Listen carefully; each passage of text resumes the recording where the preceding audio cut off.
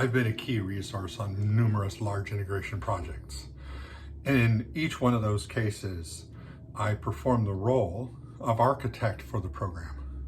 One of the challenges that we had in the large integrator that I was a consultant with was that I rarely was assigned directly to the project for the entire duration.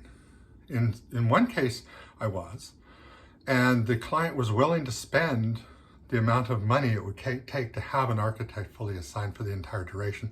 They were actually quite upset when I made the case that I didn't need to be there full time.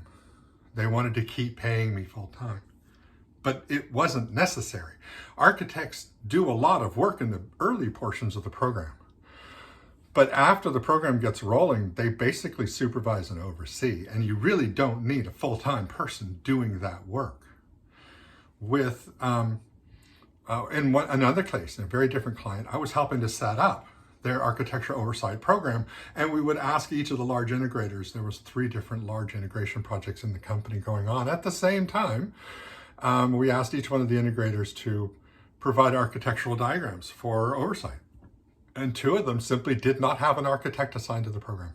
That was not within what they had budgeted. It's not within what they budgeted. They didn't have somebody. As a result, it was very difficult for the client in that case to oversee the program because there was nobody on the integrator side who could say, this is what the architecture is that we're implementing.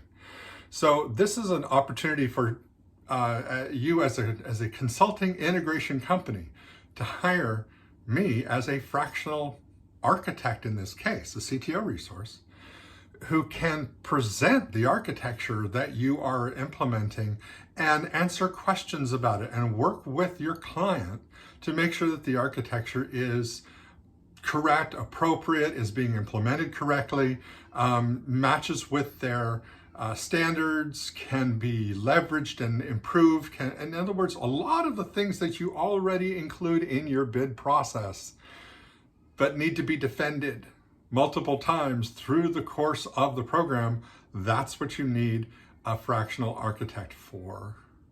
And I recommend that we have a conversation.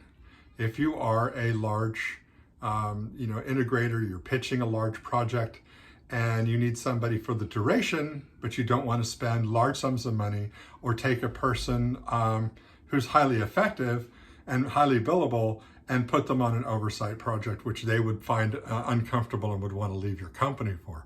So that's where you call me.